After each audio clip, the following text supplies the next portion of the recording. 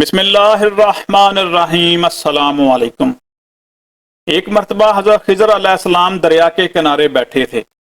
اتنے میں کسی سائل نے آ کر ان سے سوال کیا کہ میں آپ سے اللہ کے واسطے سوال کرتا ہوں، مجھے عنایت فرمائیے۔ یہ سن کر حضرت خضر علیہ السلام پر بے ہوشی طاری ہو گئی۔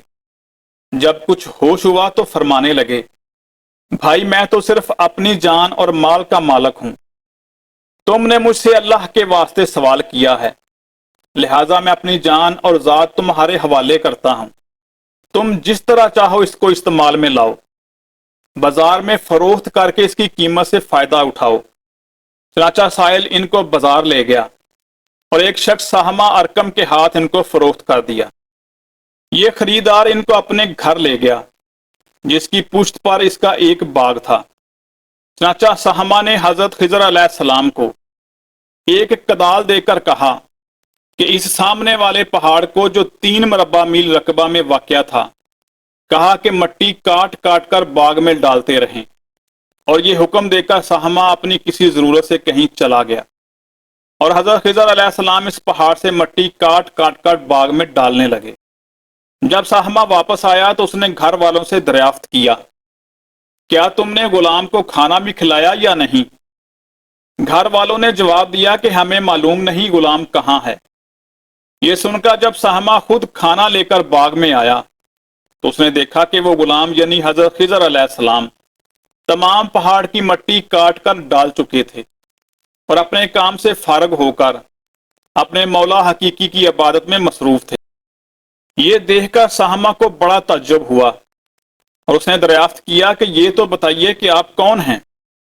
یہ بات سن کر حضرت خضر علیہ السلام پر کچھ بے ہوشی طاری ہو گئی، اور پھر افاقہ ہونے پر انہوں نے فرمایا کہ بھائی میں خضر ہوں، جس کو سن کر سہمہ کے ہوش اڑ گئے کہ تو نے یہ کیا کیا، ان کو غلام بنا کر ایسے کام پر لگایا، یہ تو انتہائی گستاخی ہوئی۔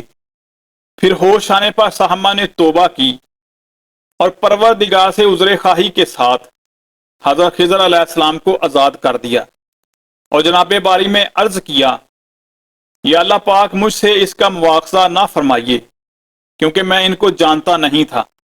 اس کے بعد حضرت خضر علیہ السلام نے دعا فرمائی اور سجدہ شکر بجا لائے کہ اے میرے پروردگار، میں تیرے ہی حق میں غلام بنا اور تیرے ہی حق میں آزاد ہوا ہوں، اس پر تیرا شکر گزار ہوں۔ بعد ازاں واپسی کی اجازت لے کر جب دریا پر واپس آئے تو دیکھا ایک شخص کھڑا دعا مانگ رہا ہے کہ اے میرے رب، حضرت خضر علیہ السلام کو غلامی سے رہائی عطا فرما دے اور ان کی توبہ قبول فرما لے۔ حضرت خضر علیہ السلام نے یہ دیکھ کر اس شخص سے دریافت کیا کہ آخر تو کون ہے؟ تو اس شخص نے بتایا کہ میں شاذون ہوں۔ آپ کون ہیں؟ انہوں نے فرمایا کہ میں خضر ہوں۔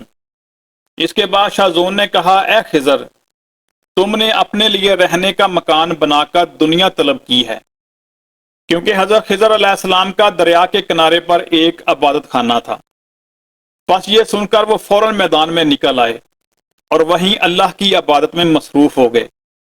اس کے بعد حضرت خضر علیہ السلام نے اسی جگہ ایک درخت لگایا اور اس کے سایہ میں عبادت شروع کی، تو آواز آئی، اے خضر، جب تم نے درخت کے سایہ میں سجدہ کیا تو تم نے دنیا کو آخرت پر ترجیح دی۔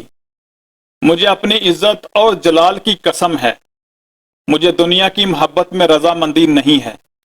اس کے بعد حضرت خضر علیہ السلام نے شاذون فرشتے سے کہا، اے شاذون، دعا کرو کہ اللہ تعالیٰ میری توبہ قبول فرمائے۔ چنانچہ شاذون نے دعا کی اور اللہ تعالیٰ نے شاذون کی برکت سے حضرت خضر علیہ السلام کی توبہ قبول فرمائی۔ درس حیات: خدا کے برگزیدہ بندے اسی حالت میں راضی رہتے ہیں جو اللہ کو منظور ہو۔